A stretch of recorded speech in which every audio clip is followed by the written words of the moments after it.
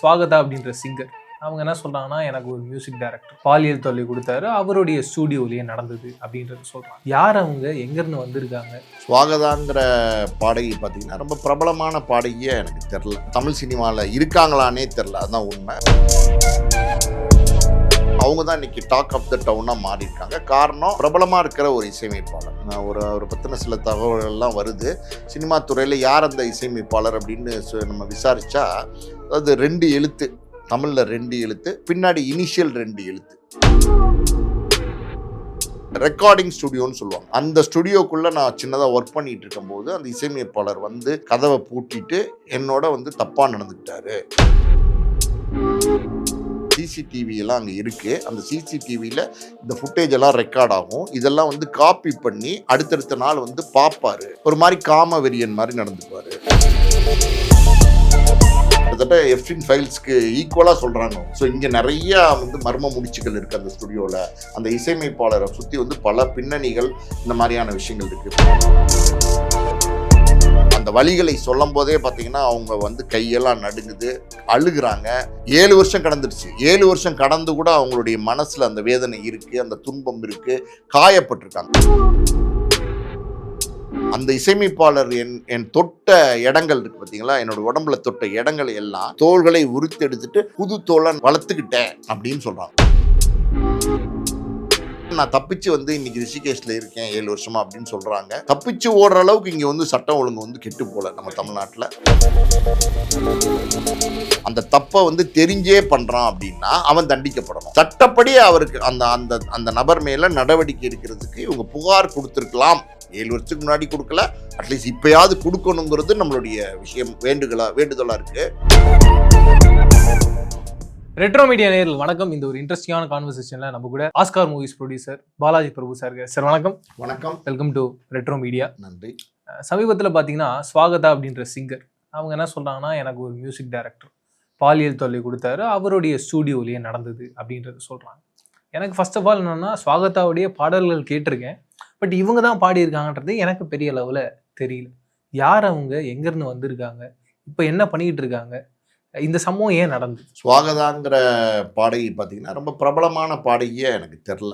அதாவது இஸ்பேட் ராணியும் இதயராஜாவும் ஒரு படம் வச்சுல ஹரிஷ் கல்யாண் படம், அதில் வந்து பாடியிருக்காங்க. அப்புறம் நோட்டா, அப்புறம் வந்து வஞ்சகர் உலகம், இப்படி ஒரு சில படங்களில் பாடியிருக்கிறாங்க.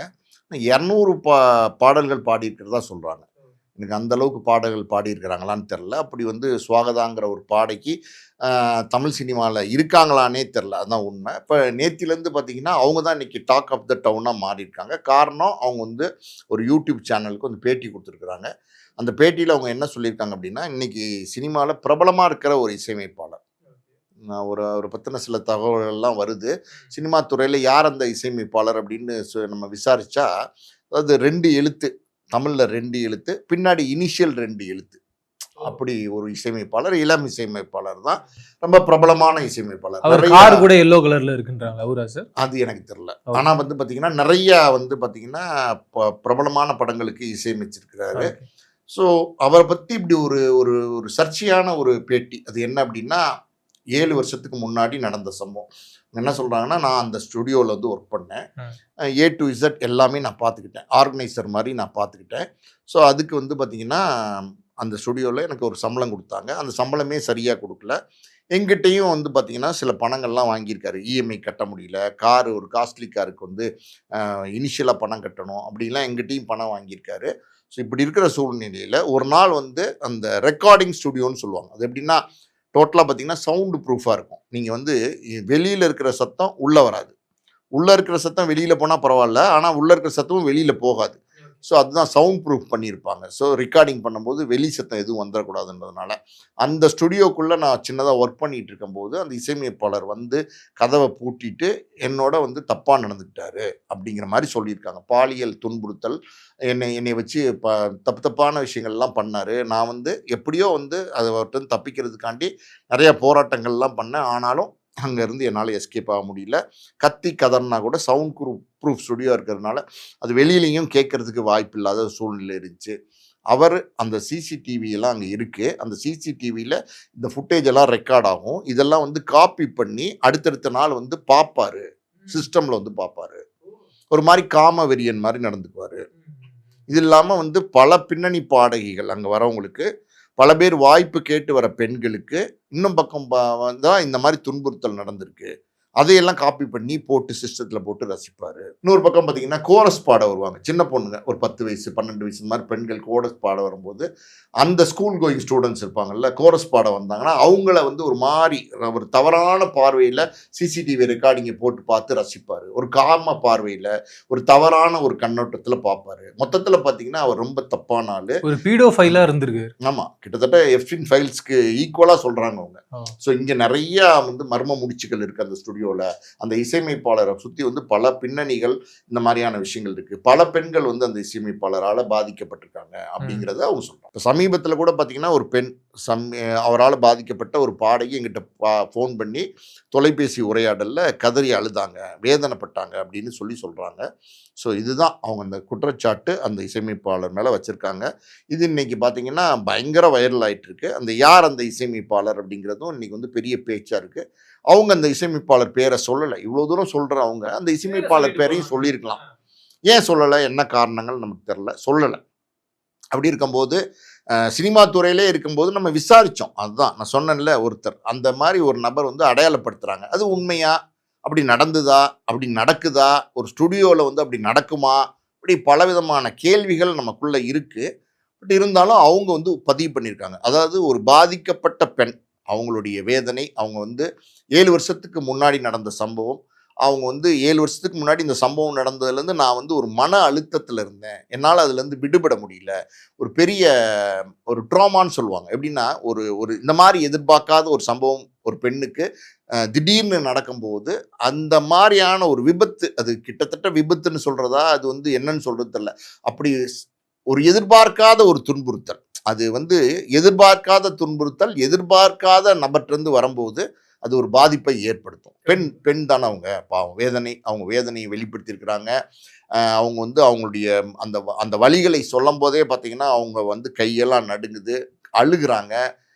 7 வருஷம் கடந்துருச்சு. 7 வருஷம் கடந்து கூட அவங்களுடைய மனசில் அந்த வேதனை இருக்குது, அந்த துன்பம் இருக்குது, காயப்பட்டிருக்காங்க. அது நல்லாவே தெரியுது. அது வந்து ரொம்ப, அதாவது அவங்க சொல்கிற வார்த்தையெல்லாம் கேட்கும்போது ரொம்ப கடுமையாக இருக்குது. அது என்ன சொல்கிறாங்கன்னா, அந்த இசையமைப்பாளர் என் தொட்ட இடங்கள் இருக்குது பார்த்தீங்களா, என்னோட உடம்புல தொட்ட இடங்கள் எல்லாம் நான் ஒரு தோல் மருத்துவர்கிட்ட போய் ஒரு க்ரீம் இருக்குது அப்படின்னு சொல்கிறாங்க. எனக்கு தெரில மெடிக்கலாக இருக்கான்னு அந்த டாக்டர் தான் சொல்லணும், தோல் மருத்துவர்கள் தான் சொல்லணும்.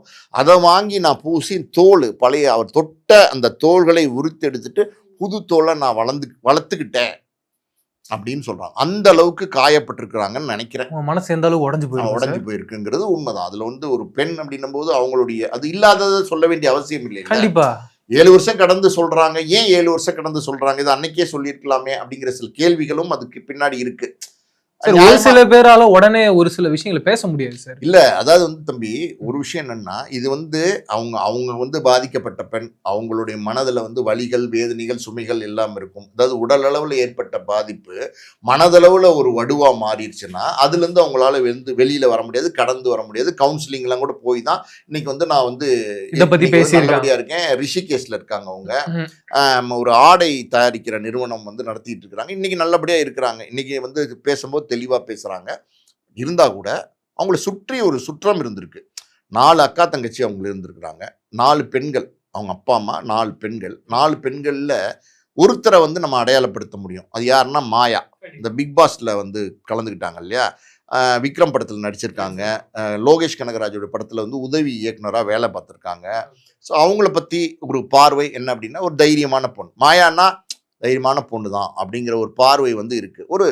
ஒரு பெண்ணுக்கு தைரியங்கிறது அது இயல்பாக வரக்கூடிய விஷயம்தான். அது வந்து அந்த அப்படியெல்லாம் வந்து சகோதரி மாயா மாதிரி சகோதரிகளோட பிறந்த மாயாங்கிறவங்க இவங்களுக்கு தங்கச்சி, இந்த சுவாகத்தாவோட தங்கச்சி.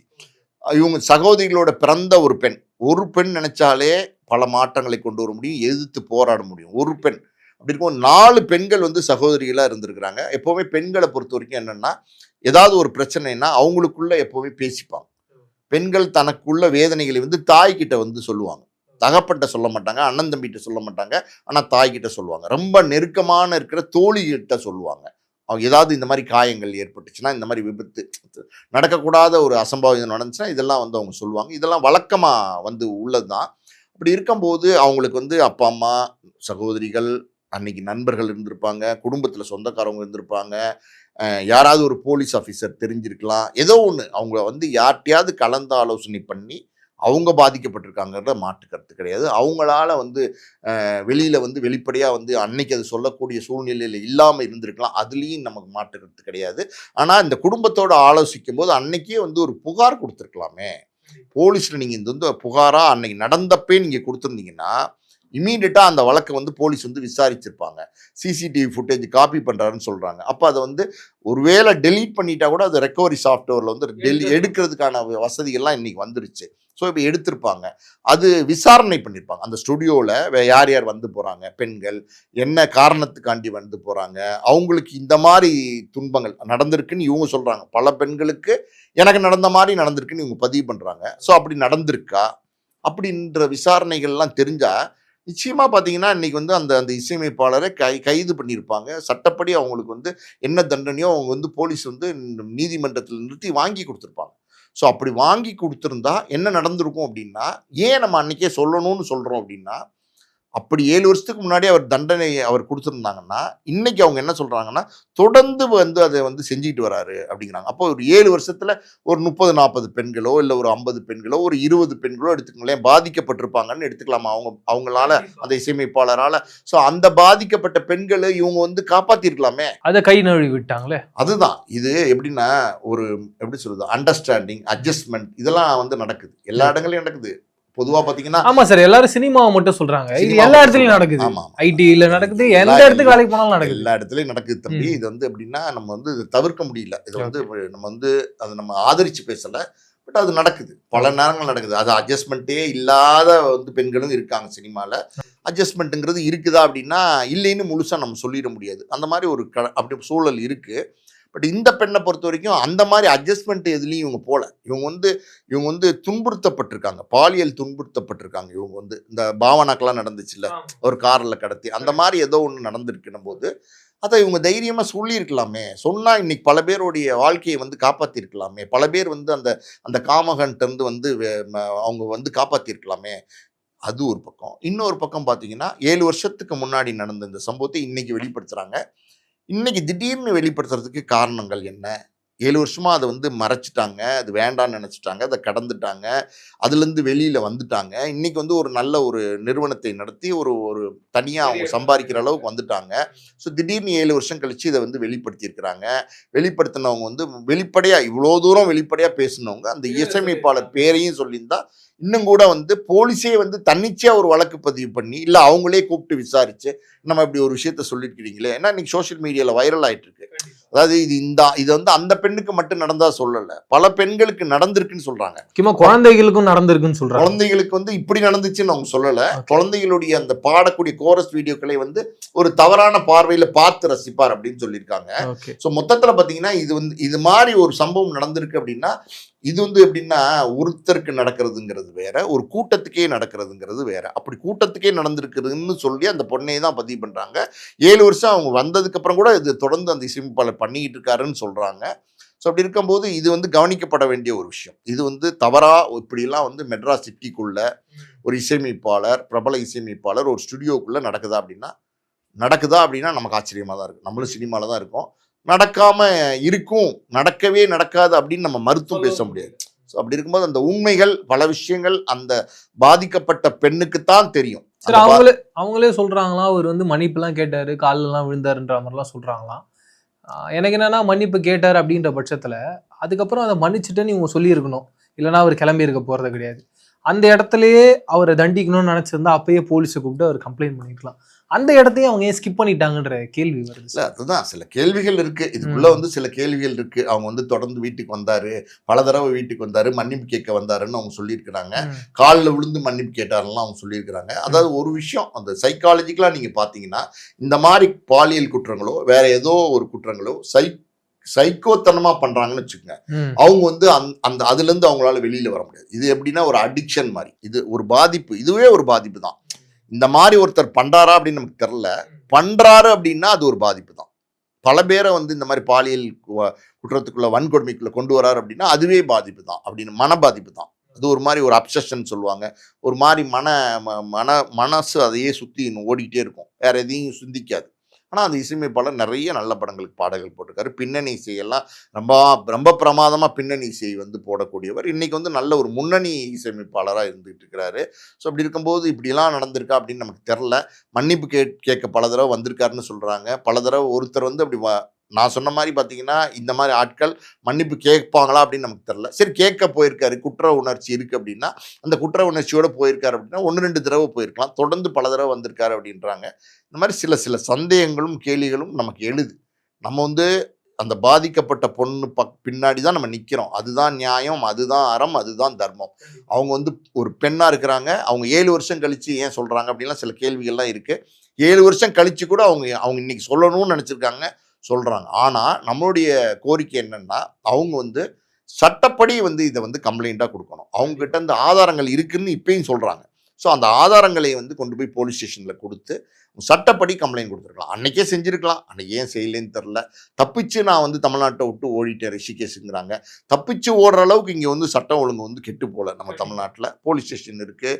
இன்னும் வந்து எத்தனையோ விஷயங்கள் ஒரு விஷயத்தை தட்டி கேட்கணுன்னா பல வழிமுறைகள் இருக்குது. நியாயம் கேட்குறதுக்கு உங்களுக்கு கூட 10 பேர் வருவாங்க. மகளிர் ஆணையம் இருக்குது. ஸோ அவங்ககிட்டலாம் நீங்கள் அன்றைக்கி சொல்லியிருக்கலாம்.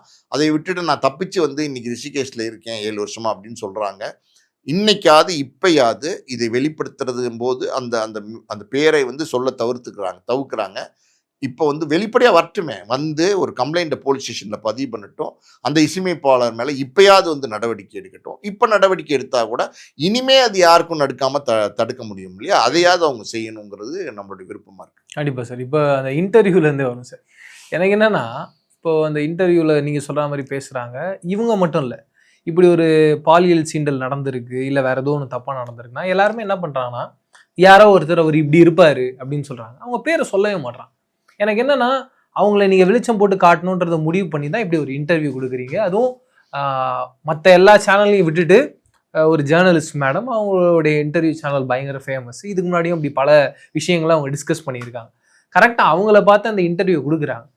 பேரை சொல்கிறதுல என்ன இருக்குது? பேரை சொன்னால் நீங்கள் சொன்ன மாதிரி வெளிப்படையாக எல்லாருக்கும் தெரியும். அவங்ககிட்டேருந்து அவங்க ஜாக்கிரதையாக இருப்பாங்க. போலீஸ் கம்ப்ளைண்ட்லாம் அடுத்து சார். இப்போது இது பிடிக்காமல் நிறைய பேர் இருப்பாங்களே, எனக்கு இப்படி ஒரு மீட் பண்ண வேணாம் அவரை, எனக்கு இவ்வளோ பெரிய சிக்கலுக்குள்ளே மாட்டிக்க வேணாம் நிறைய பேர் இருப்பாங்களா, அவங்க அதுலேருந்து தப்பிப்பாங்களே, ஏன் இதை தவிர்த்துக்கிட்டே வராங்க? எனக்கு அது சுத்தமாக புரியல. ரெண்டாவது என்னன்னா, இவங்களே சொல்கிறாங்க காசு கொடுத்துருங்க நான் அப்படி. இப்போ நம்ம இருக்கோம் சார், இப்போ யாரோ ஒருத்தர் காசு கேட்குறோம், தெரிஞ்சவங்க ரொம்ப பழக்கமானவங்க அப்படின்னா கூட ஓனர் நம்ம கிட்ட காசு கேட்குறாங்கன்னா நம்ம என்ன சார் பண்ணுவோம்? சார் நானே உங்ககிட்ட வேலை செய்கிறேன், நீங்கள் தான் எனக்கே சம்பளம் தெரியும், நான் எப்படி உங்களுக்கு காசு தர முடியும் அப்படின்னு ஒன்று.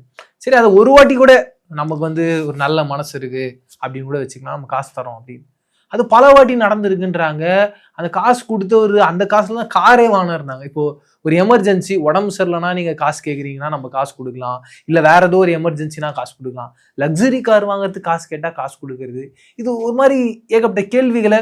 அவங்க பக்கம் நியாயம் இருக்குன்றது புரியுது, பட் நம்ம எல்லா சைட்லேருந்து அவுட் ஆஃப் த பாக்ஸ்குள்ளேயும் பார்க்கணும்ல சார் எல்லாத்தையும். அப்படி பார்க்கும்போது இவங்க எதுக்கு இதெல்லாம் பணம் கொடுத்துருக்காங்கன்ற ஒரு கேள்வியும் வருது. நீங்கள் அதை எப்படி சார் பார்க்குறீங்க? இல்லை, நீங்கள் சொல்கிறது கரெக்டு. அதாவது இந்த கேள்விகள், இதுக்குள்ளே ஏகப்பட்ட கேள்விகள் வந்து எல்லாருக்கும் பார்க்குறவங்களுக்கு வருது. அது வந்து அந்த கேள்விகள் வருதுங்கிறத நம்ம தவிர்க்க முடியாது. அதாவது நீங்கள் சொன்ன மாதிரி பார்த்தீங்கன்னா யூடியூப் சேனலுக்கு பேட்டி கொடுத்துருக்காங்க. பேரை வந்து யூடியூப் சேனலில் சொல்லலைங்கிறதை விட எனக்கு தெரிஞ்ச அந்த யூடியூப் சேனல்லே பேட்டியே கொடுத்துருக்க வேண்டாம். இது வந்து நேரடியாக வந்து போலீஸில் தான் புகார் கொடுக்கணும். இப்போ யூடியூப் சேனலில் பேட்டி கொடுத்து என்ன பண்ண போகிறாங்க? யூடியூப் சேனலில் பேட்டி கொடுக்கறதுனால என்ன நடக்க போகுது? இன்றைக்கி அது யார் அப்படிங்கிற ஒரு பேச்சு தான் வந்து கிளம்பியிருக்கே தவிர சட்டப்படியான நடவடிக்கை எடுக்கணும். ஒரு தப்பு பண்ணுறான் அப்படின்னா அந்த தப்பை வந்து தெரிஞ்சே பண்ணுறான் அப்படின்னா அவன் தண்டிக்கப்படணும் அப்படிங்கிற அந்த எண்ணங்கள் வந்து இருக்குது. அப்படின்னும் போது அதை வந்து அவங்க வந்து சட்டப்படி தான் அவனை தண்டிக்க முயற்சி பண்ணணும். யூடியூப் சேனலில் பேட்டி கொடுத்ததே நம்ம தப்புன்னு சொல்ல வரல. யூடியூப் சேனலில் கொடுக்கறதுனால என்ன பிரயோஜனம் இருக்குன்னு தான் நான் கேட்க வரேன், என்ன இம்பாக்ட் இருக்குன்னு தான் நான் கேட்க வரேன். அந்த யூடியூப் சேனலில் பேரையும் வந்து சொல்ல மறுத்துட்டாங்க. ஸோ மொத்தத்தில் வந்து பார்த்திங்கன்னா இந்த மாதிரியான விஷயங்கள், இது தண்டனை அப்படின்னு அந்த சம்பந்தப்பட்டவருக்கு கிடைக்கணும் அப்படின்னா அது சட்டப்படி தான். எந்த போராட்டமாக இருந்தாலும் அது சட்ட போராட்டமாக தான் இருக்கணும். சட்டத்தை மீறின ஒரு போராட்டமாக இருக்கக்கூடாது. அப்படின்னும் போது சட்டப்படி அவருக்கு அந்த அந்த அந்த நபர் மேலே நடவடிக்கை எடுக்கிறதுக்கு இவங்க புகார் கொடுத்துருக்கலாம். 7 வருஷத்துக்கு முன்னாடி கொடுக்கல, அட்லீஸ்ட் இப்போயாவது கொடுக்கணுங்கிறது நம்மளுடைய விஷயம், வேண்டுதலாக இருக்குது. இன்னொரு பக்கம் பார்த்தீங்கன்னா நீங்கள் சொன்னீங்க காசு கேட்டார் தொடர்ந்து கொடுத்தேன் அப்படின்னும் போது ஒருத்தர் வந்து கேட்குறாரு இவங்ககிட்ட. நீங்கள் சொன்ன மாதிரி பார்த்தீங்கன்னா இவங்க அவர்கிட்ட வேலை பார்க்குறாங்க, அவர்கிட்ட இவங்க சம்பளம் வாங்குறாங்க, பல மாதங்கள் சம்பளம் கொடுக்கல பாக்கி வச்சிட்டாருன்னு சொல்கிறாங்க. ஆனால் ஒரு விஷயத்த வந்து நம்ம நோட் பண்ணி அந்த பேட்டியில் பார்த்தோம்னா அந்த எப்படி சொல்லுது, அந்த யூடியூபர் கேட்குறாங்க, பேட்டி எடுத்த அந்த யூடியூபர் கேட்குறாங்க, நீங்கள் வந்து எப்படி வந்து இவ்வளோ பணம் கொடுத்தீங்க அப்படின்னு கேட்கும்போது, இல்லை நான் ஒரு சொத்து விற்று எனக்கு ஒரு அமௌண்ட், பெரிய அமௌண்ட், ஒரு லம்பாக ஒரு அமௌண்ட் வந்துச்சு, அது வந்து அவர்கிட்ட நான் சொன்னேன், இந்த மாதிரி வந்து நான் வெல்விஷராக நான் ஒரு நண்பராக நினச்சி சொன்னேன், இந்த மாதிரி வந்து இந்த மாதிரி ஒரு அமௌண்ட் இருக்குது, அது ஏதாவது இன்வெஸ்ட் பண்ணி அதுலேருந்து ஏதாவது ஒரு ரெவன்யூ ஜென்ரேட் பண்ண முடியுமா, இன்கம் வந்து வர வைக்க முடியுமா, ஏதாவது வழி இருந்தால் சொல்லுங்கள் அப்படிங்கிற மாதிரி அவர்கிட்ட சொல்லியிருந்தேன். அதை வந்து தெரிஞ்சுக்கிட்டு எங்கிட்ட பணம் இருக்குதுங்கிறத தெரிஞ்சுக்கிட்டு ஒரு வீட்டு இஎம்ஐ கட்ட முடியல கொஞ்சம் கொடுங்க அப்படிங்கிற மாதிரியும், அடுத்து என்னமோ வேலைக்காரவங்களுக்கு சம்பளம் போட முடியல கொடுங்க, அப்புறம் ஒரு கார் வாங்கணும் அது கொடுங்க அப்படின்னு சொல்லி கேட்டதா அவங்க சொல்கிறாங்க.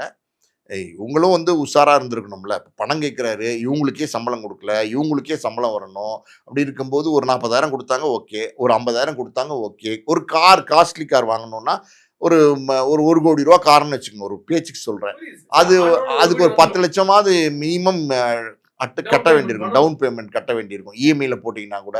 ஸோ அது 10 லட்சம் கொடுத்தாங்களா? ஏன் ஒரு காஸ்ட்லி கார் வாங்குறதுக்கு எது பணம் கொடுக்கணும்? நீங்களே இருக்கீங்க எங்கிட்ட வந்து சார் இந்த மாதிரி வந்து ஒரு காலேஜ் ஃபீஸ் இருக்குது, ஒரு பையன் வந்து படிக்கிறான், அந்த பையனுக்கு கொஞ்சம் ஹெல்ப் பண்ண முடியுமா அப்படின்னு கேட்டிங்கன்னா, அப்படியா என்னங்க ஒரு 5,000 10,000 சரி பண்ணலாங்க அப்படின்னு நம்ம பண்ண போகிறோம்.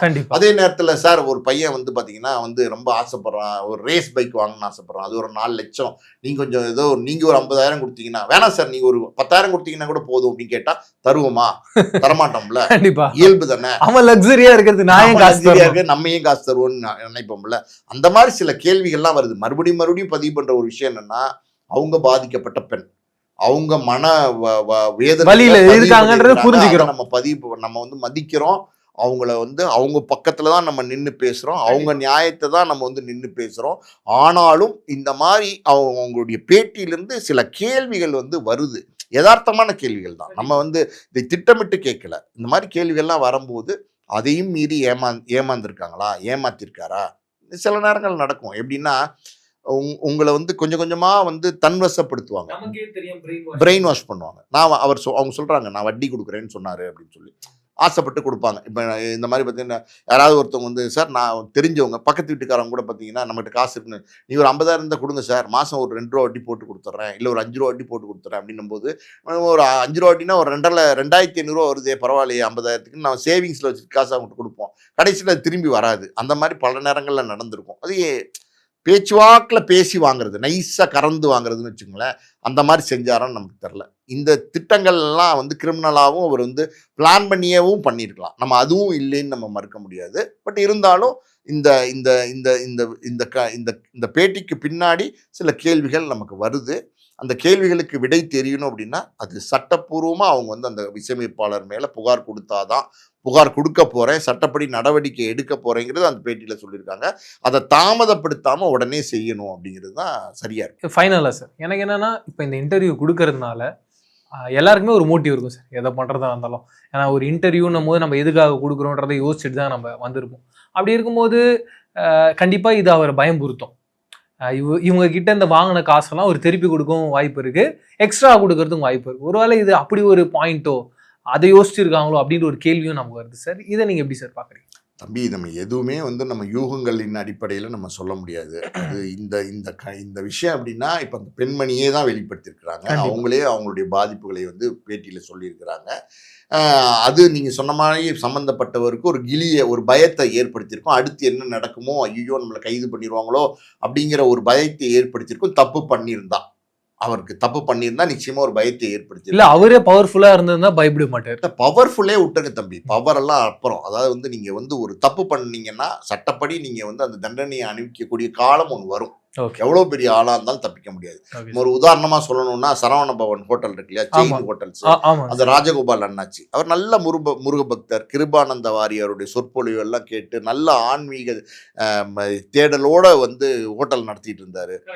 கெட்ட நேரம் ஒரு ஜோசியர் வந்து சொல்லியிருக்காரு, ஒரு பெண்ணை சொல்லி இந்த பெண்ணை நீங்க கல்யாணம் பண்ணிக்கிட்டீங்கன்னா உங்களுக்கு வந்து யோகம், நீங்கள் வந்து அப்படியே வந்து இந்த நாட்டை ஆளக்கூடிய அளவுக்கு நீங்கள் பெரிய ஆளாக வருவீங்கன்னு சொல்லியிருக்காரு. அதை கேட்டு அந்த பெண்ணுக்காண்டி பார்த்தீங்கன்னா அந்த பெண்ணுடைய கணவரை கொலை பண்ணி அந்த கொலை வழக்கில் சிக்கி அது வந்து பார்த்தீங்கன்னா பல வருடங்களாக நடந்துச்சு. சென்னையில் அங்கே இங்கே நடந்து சுப்ரீம் கோர்ட் எல்லாம் போய் கிட்டத்தட்ட 20-25 வருஷமாக அந்த வழக்கை வந்து தாமதப்படுத்திக்கிட்டே இருந்தாங்க. அதாவது அவன் காசை வச்சு தாமதப்படுத்திக்கிட்டே இருந்தாங்க.